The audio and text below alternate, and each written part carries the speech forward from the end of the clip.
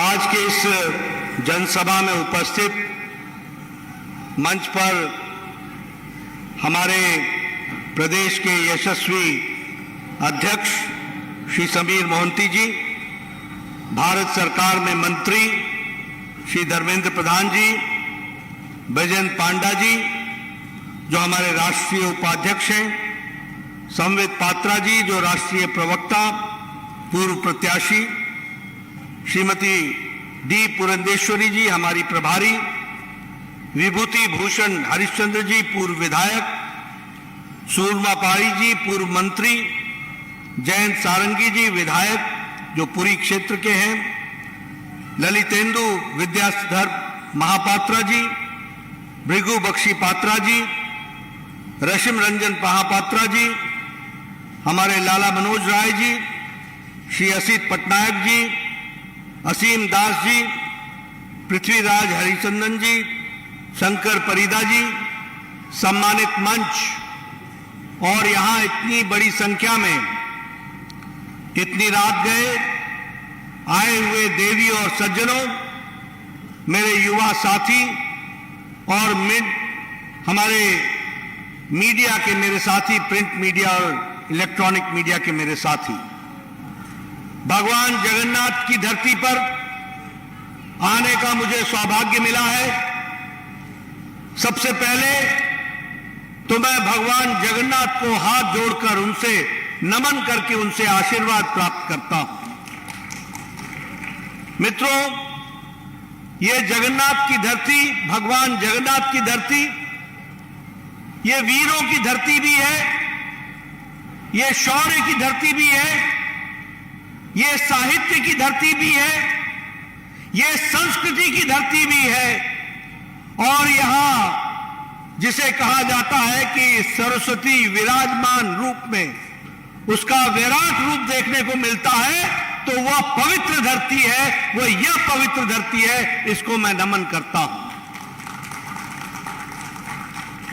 आज के दिन अगर मैं उत्कल मणि गोपबंधु दास को याद न करूं, आज चकी खूटिया को याद न करूं और हमारे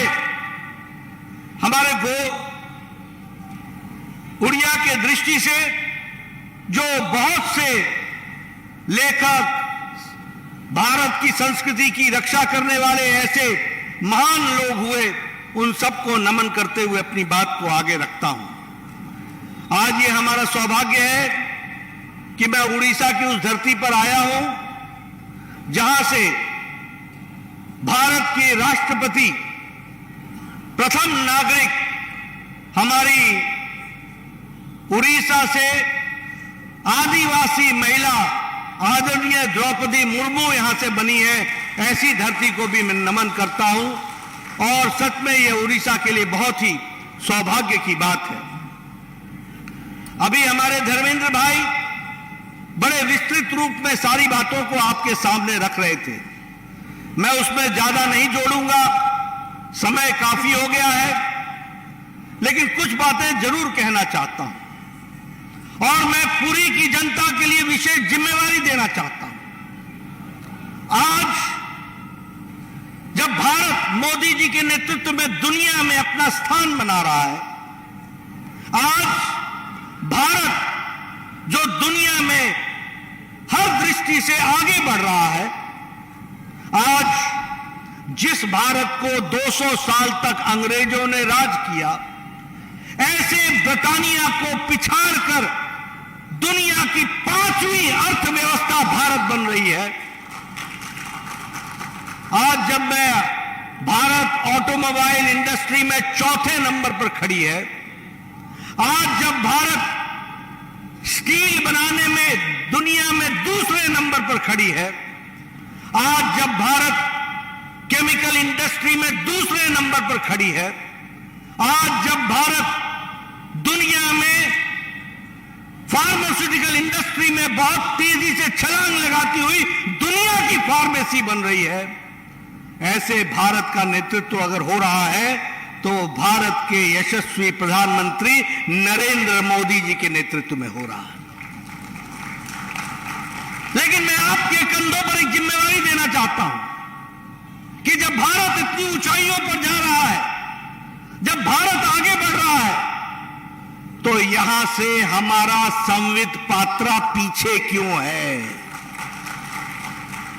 क्या आप नहीं चाहते कि राष्ट्र में आपकी भी भागीदारी हो? क्या आप नहीं चाहते कि देश में आपकी भागीदारी हो? क्या इस बदलते भारत में इस पुरी से, जो एक दृष्टि से समाज में प्रतिष्ठित रूप से हमेशा दिशा देने वाला रहा है, नेतृत्व करने वाला रहा है, मेरी आशा यह है कि आने वाले समय में पुरी में भी कमल खिलना चाहिए और आपकी भी भागीदारी होनी चाहिए। मैं सही बोल रहा हूं कि नहीं? मैं सही बोल रहा हूं कि नहीं? मित्रों, मैं यह भी आपसे कहना चाहता हूं कि सिर्फ भारत की भागीदारी का सवाल नहीं है, सिर्फ विकास का सवाल नहीं है। भारत की तस्वीर को उड़ीसा से लेकर देश के कोने कोने तक बदलने का काम किया है तो आदरणीय नरेंद्र मोदी जी ने किया है। आपको जान करके खुशी होगी कि इंटरनेशनल मॉनिटरी फंड के आलेखों के अनुसार भारत में गरीबी, अति गरीबी 1% से भी कम हो गई है। जिस भारत को बोला जाता था कि यह गरीब देश है, आज वहां अति गरीबी 1% से भी कम हो गई है। और उसका कारण है प्रधानमंत्री गरीब कल्याण अन्न योजना।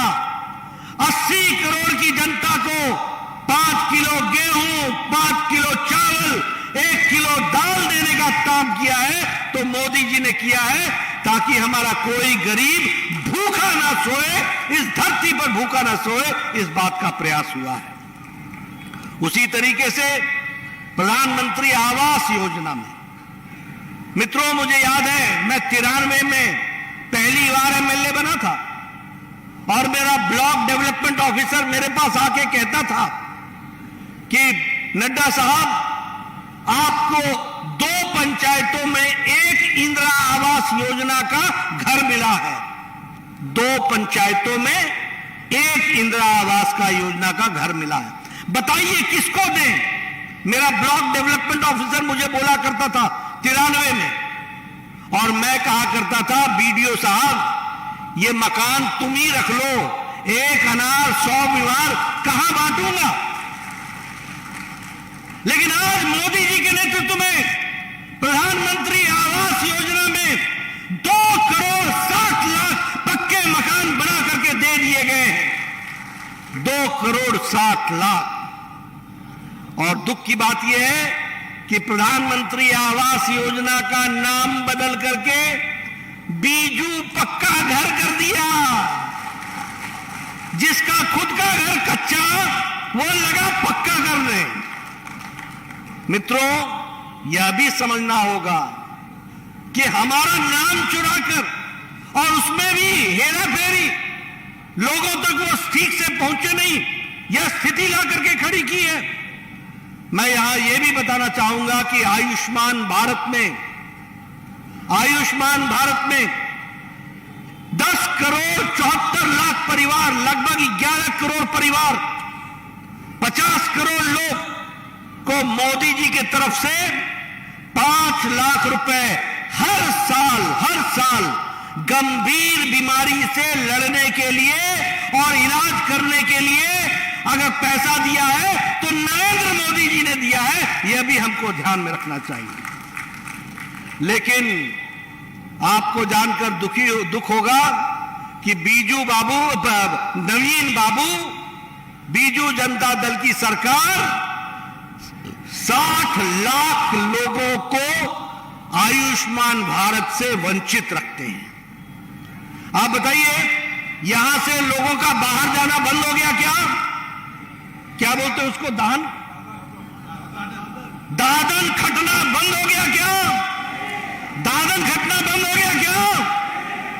अगर हमारा भाई उड़ीसा का मुंबई में जाके काम करता हो और वो वहां बीमार हो जाए तो उसका इलाज नवीन बाबू नहीं करा पाएंगे, उसका इलाज करा पाएंगे तो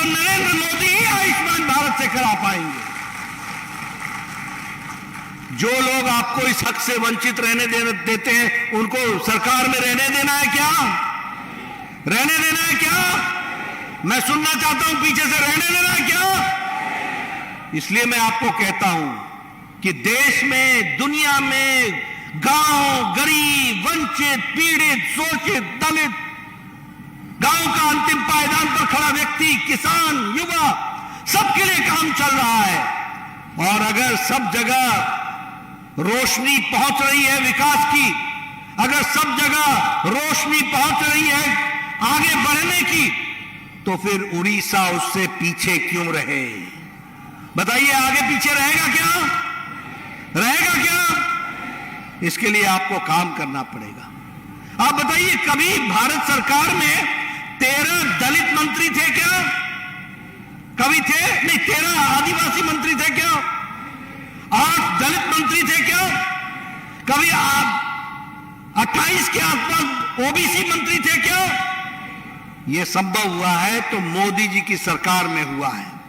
कभी आपके यहां कोई गवर्नर जैसे विश्वभूषण हरिचंदन जी, हमारे दलित गवर्नर, हमारे दलित मुख्यमंत्री, हमारे आदिवासी मुख्यमंत्री, यह कभी संभव हुआ था क्या? ये संभव हुआ था क्या? आज मोदी जी की सरकार में हमारे दलित गवर्नर भी हैं, दलित पूर्व राष्ट्रपति भी हैं और आदिवासी महिला राष्ट्रपति है, और इसके साथ साथ हमारी ओबीसी की बड़ी संख्या है जो हमारे गवर्नर और हमारे मुख्यमंत्री के रूप में काम कर रहे हैं। मित्रों, अगर मैं महिलाओं की बात करूं, आप बताइए, उज्ज्वला, उजाला, सौभाग्य, ये सारी योजनाओं ने महिलाओं को ताकत दी कि नहीं दी? दी कि नहीं दी? 12 करोड़ बहनों को इज्जत घर दिया, शौचालय बनाया। कैसा भारत होगा जहां 12 करोड़ बहनें अपने दैनिक नित्य कर्म के लिए खेत में जाया करती थी? उनको अगर इज्जत देने का काम किया है तो मोदी जी की सरकार ने किया है, यह हमको याद रखना चाहिए।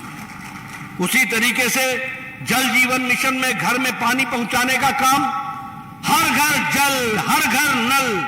कभी सोचा था क्या? लोग मोहल्ले के एक जगह इकट्ठे होकर के पानी लिया करते थे। आज घर घर जल बन रहा है। 323 करोड़ रुपए इस साल खर्च हो रहे हैं सिर्फ जल जीवन मिशन में। यह भी हमको ध्यान में रखना चाहिए। मित्रों, मैं ये सारी बातें आपके सामने बता रहा हूं। किसानों की बात करें, किसान सम्मान निधि लगभग 12 करोड़ किसान को, 11 करोड़ प्लस किसान को 2-2 हजार रुपए हर चौथे महीने मिलता है कि नहीं मिलता है? प्रधानमंत्री किसान सम्मान निधि में मिलता है कि नहीं मिलता है? और या प्रधानमंत्री फसल बीमा योजना का काम चला है कि नहीं चला है? सॉइल हेल्थ कार्ड का काम चला है कि नहीं चला है? किसी ने भी अगर किसानों की सुध ली है तो वह भी नरेंद्र मोदी जी की सरकार ने ली है। यह हमको ध्यान में रखना चाहिए। अगर मैं युवाओं की दृष्टि से बात करूं, कभी कोई सरकार आई थी केंद्र में जो ये कहे कि हम 10 लाख केंद्र सरकार की नौकरियां रोजगार मेला के मैदान से लगाएंगे और उनको भारत सरकार की तरफ से अपॉइंटमेंट लेटर देंगे? 10 लाख लोगों को अपॉइंटमेंट देने का काम किया जा रहा है। मित्रों, शिक्षा की दृष्टि से देख लीजिए, इलाके की दृष्टि से देख लीजिए, विकास की दृष्टि से देख लीजिए, हर दृष्टि से अगर आप देखेंगे तो विकास के नए आयाम लिखे जा रहे हैं। और यहां पर भी मैं आपसे बोलूंगा, जब मैं यहां की बात कर रहा हूं तो क्या यह सच्चाई नहीं है कि संबलपुर में इंडियन इंस्टीट्यूट ऑफ मैनेजमेंट बन रहा है 200 एकड़ की भूमि पर और 402 करोड़ रुपए उसके लिए खर्च हो रहे हैं।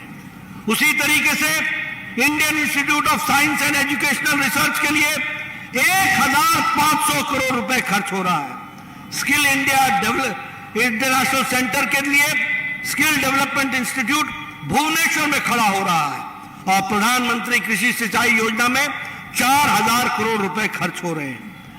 1300 किलोमीटर की नेशनल हाईवे के लिए 13400 करोड़ रुपए खर्च हो रहे हैं। उसी तरीके से 1214 किलोमीटर के नेशनल हाईवे के लिए 9000 करोड़ रुपए खर्च हो रहे हैं। और मैं अगर पुरी की बात करूं तो मैं कहना चाहूंगा, बताइए जगन्नाथ स्टेडियम 7 करोड़ की लागत से बन रहा है कि नहीं बन रहा है? आप बताइए, यहां पर जगन्नाथ मेडिकल कॉलेज 200 करोड़ की लागत से बन करके तैयार हो रहा है कि नहीं हो रहा है? हो रहा है कि नहीं हो रहा है? उसी तरीके से रेलवे स्टेशन की दृष्टि से पुरी रेलवे स्टेशन 364 करोड़ रुपए की लागत से इसका भी शिलान्यास होकर के काम शुरू हो रहा है। उसी तरीके से राष्ट्रीय आदर्श वेदा विद्यालय, इसका भी काम पूरी ताकत से चल रहा है। पुरी का कोस्टल हाईवे, इस पर 8,000 करोड़ रुपए खर्च हो रहे हैं।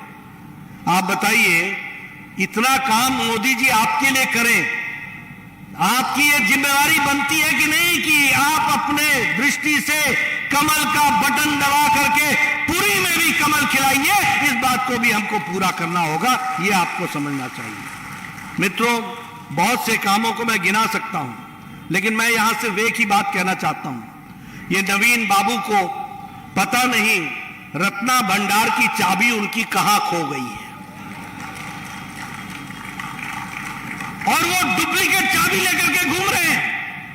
मुझे तो समझ में नहीं आता कि सरकार भी कौन चला रहा है, ओरिजिनल चला रहे हैं या कोई दूसरा चला रहा है? कौन चला रहा है सरकार, समझ में नहीं आता। और जगन्नाथ जी के रत्ना भंडार की चाबी कहां खो गई है, क्यों खो गई है, क्या चल रहा है, कौन सरकार चला रहा है, ओरिजिनल है या कौन है मालूम नहीं, पता नहीं चलता। और साथ ही साथ मैं यह भी कहना चाहूंगा कि जहां तक उड़ीसा की यूनिवर्सिटी का सवाल है, अब यह संस्कृति की जगह है, यह साहित्य की जगह है। बताइए, उन्होंने कहा था कि नहीं कि उड़िया यूनिवर्सिटी में बनाऊंगा, कहा था कि नहीं कहा था? 5 साल बीत गए, कहा था 4 साल में बन जाएगा, यह 5वां साल शुरू हो गया है। क्या चल रहा है? उसी तरीके से शुगर मिल न्यायगढ़ का, वह भी बंद है, किसानों का भुगतान नहीं हुआ है। कौन सी सरकार चल रही है, कौन सरकार चला रहा है, कैसी सरकार चल रही है, कुछ समझ में नहीं आता। और मुझे दुख के साथ कहना पड़ता है, आज मैं कंधमाल गया था, वहां से मैं आ रहा हूं, ट्राइबल इलाका है, महिलाओं का उत्पीड़न दुगना हो गया है। नेशनल क्राइम रिकॉर्ड ब्यूरो के तहत उड़ीसा में महिलाओं का उत्पीड़न दुगना हो गया है। ह्यूमन ट्रैफिकिंग सबसे ज्यादा है तो उड़ीसा में है। यह नेशनल हमारे हेल्थ क्राइम रिकॉर्ड ब्यूरो का यह रिकॉर्ड है। उसी तरीके से एसटी और एसटी पर, विशेष करके महिलाओं पर उत्पीड़न सबसे ज्यादा हो रहा है तो उड़ीसा में हो रहा है। और दुख की बात यह है कि पुलिस पर भी क्रिमिनल का अटैक, यानी भक्षक रक्षक पर हावी है।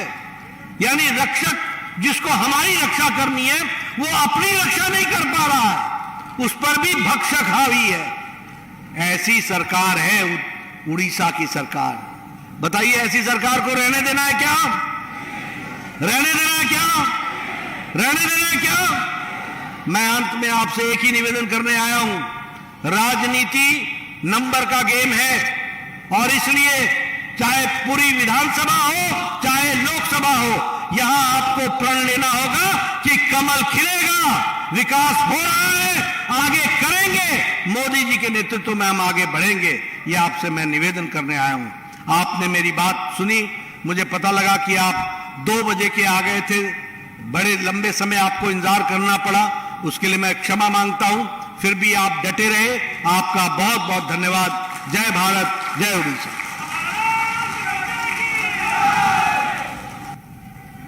बोलो भारत माता की।